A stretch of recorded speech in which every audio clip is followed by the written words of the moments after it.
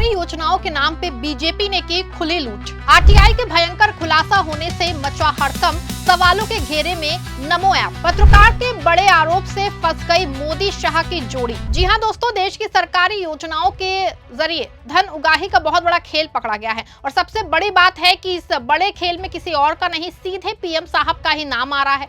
बता दें आपको, ये दावा हमारा नहीं है बल्कि एक बहुत बड़ी खबर जो है उसका खुलासा आरटीआई से हुआ है और आरटीआई मांगने वाले पत्रकार का दावा है कि लगभग 1000 करोड़ रुपए सरकारी योजनाओं के नाम पे चंदा वसूला गया है और इसको बीजेपी ने अपने पार्टी फंड में जोड़ दिया है। जैसे ये दावा सामने आया है, हड़कंप मच गया है और एक और जहां पीएम साहब और जेपी नड्डा पे सीधे आरोप लगे हैं, दूसरी ओर नमो ऐप भी सवालों के घेरे में आ गया है। आरटीआई में कहां से और कैसे सरकारी योजनाओं के नाम पे चंदा लेके बीजेपी के फंड में ट्रांसफर करने की बात सामने आई है, सब कुछ आपको अपनी इस रिपोर्ट में बताने वाले हैं। नमस्कार, आप देखना शुरू कर चुके हैं 4 PM और मैं हूं आपके साथ सिमरन। दोस्तों, जैसा कि आप जानते हैं कि आरटीआई यानी कि राइट टू इंफॉर्मेशन का एक ऐसा कानून है जो 2005 में आया। इस कानून के तहत कोई भी भारतीय नागरिक सरकारी दफ्तरों से जानकारी मांग सकता है। बस एक साधारण फॉर्म भरो, 10 रुपए लगाओ और 30 दिनों में जवाब मिलना चाहिए। ये कानून पारदर्शिता लाने के लिए बनाया गया था ताकि सरकार के फैसले गुप्त ना रहें। आरटीआई से कई बड़े घोटाले उजागर हुए हैं, जैसे 2G स्पेक्ट्रम या कोलगेट। अब इस बार एक जर्नलिस्ट BR अरविंदाचन ने आरटीआई दाखिल की। उन्होंने पूछा कि क्या बीजेपी को सरकारी योजनाओं के नाम पे डोनेशन कलेक्ट करने की परमिशन मिली थी। जवाब आया नहीं, ना कोई स्पेशल परमिशन, ना कोई ऑथराइजेशन। फिर भी 2021 से 22 में बीजेपी ने नरेंद्र मोदी ऐप और वेबसाइट के जरिए ऐसे डोनेशन जुटाए। आपको यहां बता दें कि आरटीआई के जवाब से पता चलता है कि बीजेपी ने स्वच्छ भारत अभियान, बेटी बचाओ बेटी पढ़ाओ, किसान सेवा फाउंडेशन जैसे योजनाओं के नाम पे पैसे मांगे। डोनर्स को विकल्प दिए गए, आप स्वच्छ भारत के लिए दें या बेटी बचाओ के लिए, लेकिन सारा पैसा पार्टी फंड में चला गया। लगभग 1124 करोड़ रुपए। जी हां, 1124 करोड़। ये वो साल था जब कोरोना महामारी चरम पे थी, लोग बेरोजगार थे, दवाइयों के लिए परेशान थे, लेकिन बीजेपी ऐप पे डोनेशन बटन चमक रहा था। स्वच्छ भारत के नाम पे पैसे जुटाए गए। स्वच्छ भारत तो प्रधानमंत्री मोदी का फ्लैगशिप प्रोग्राम है जो 2014 से चल रहा है। इसमें टॉयलेट बनाना, कचरा प्रबंधन, ये सब शामिल है। लेकिन आरटीआई कहती है बीजेपी को इनके नाम पे फंडिंग की कोई मंजूरी नहीं मिली थी। फिर भी डोनर्स ने सोचा कि उनका पैसा देश की सफाई में लगेगा, लेकिन शायद वो पार्टी को चुनावी खर्चों में लग गया। आरटीआई करने वाले जर्नलिस्ट BR का दावा है कि कुछ ऐसा ही बेटी बचाओ बेटी पढ़ाओ स्कीम में भी किया गया है। ये स्कीम लड़कियों की शिक्षा और सुरक्षा के लिए है। 2015 में लॉन्च हुई। आरटीआई में खुलासा हुआ है कि बीजेपी ने इसके नाम पे डोनेशन लिया, लेकिन महिला एवं बाल विकास मंत्रालय ने कहा कि हमें कोई जानकारी नहीं, ना ही परमिशन दी। डोनर्स ने सोचा कि बेटियों की पढ़ाई में मदद हो रही है, लेकिन पैसा पार्टी को मिला। तीसरी, किसान सेवा फाउंडेशन। किसान तो आज भी MSP और कर्ज माफी के लिए सड़कों पे हैं। 2020 से 21 में किसान आंदोलन चला, लेकिन उसी समय बीजेपी ने किसानों के नाम पे फंड जुटाया। कृषि मंत्रालय का दावा है कि कोई अनुमति नहीं। आरटीआई पूछने वाले जर्नलिस्ट का दावा है कि ये सब नरेंद्र मोदी ऐप के जरिए हुआ है।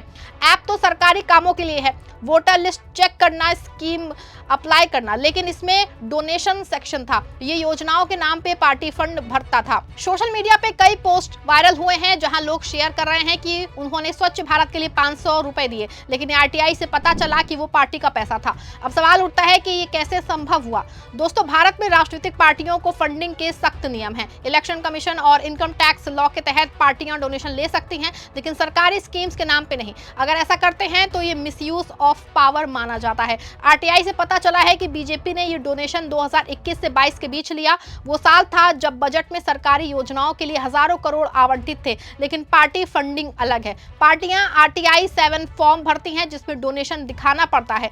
21 से 2022 में बीजेपी का कुल डोनेशन 2000 करोड़ से ज्यादा था, जिसमें से 1124 करोड़ शामिल थे।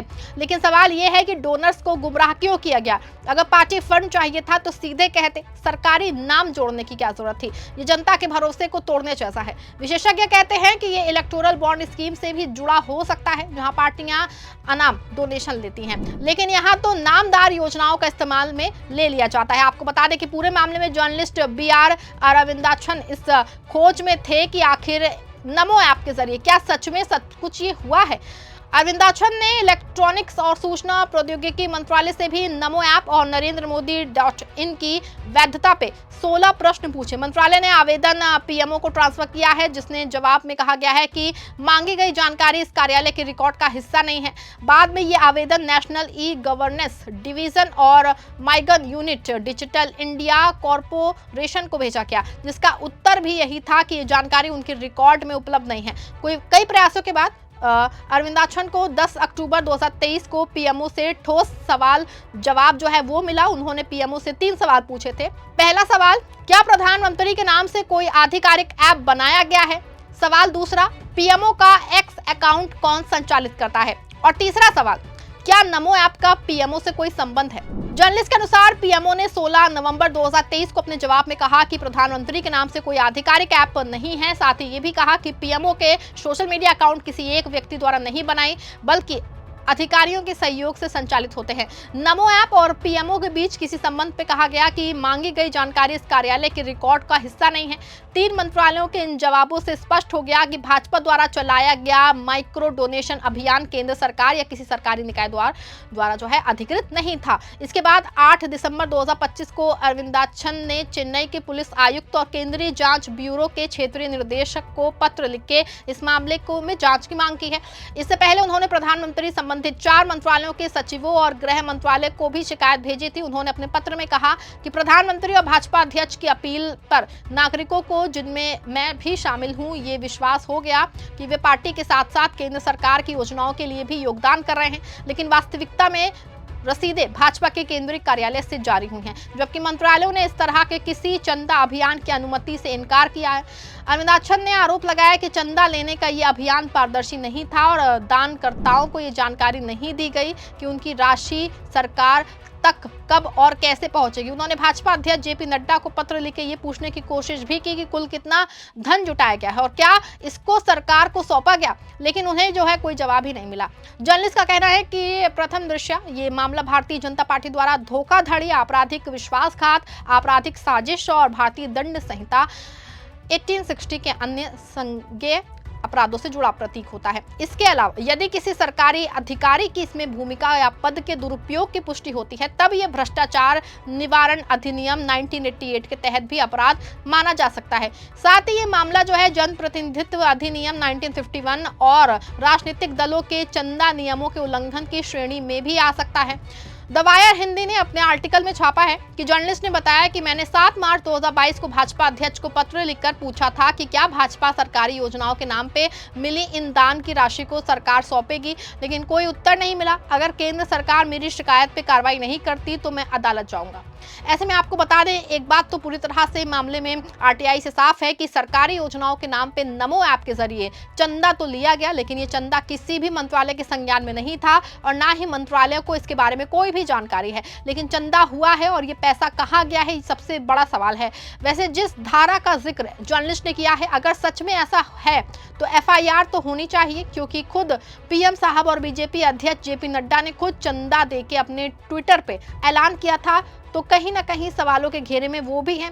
पूरे मामले पे आप क्या सोचते हैं? क्या जिस तरह से जर्नलिस्ट ने पूरे खेल को बताया है, क्या सच में ऐसा है? अगर सच में सरकारी योजनाओं के नाम पे बीजेपी ने धन उगाही की है तो कड़ी कार्रवाई होनी चाहिए। आप जो भी सोचते हैं अपनी राय कमेंट में लिखिए, खबर को लाइक शेयर करिएगा। धन्यवाद।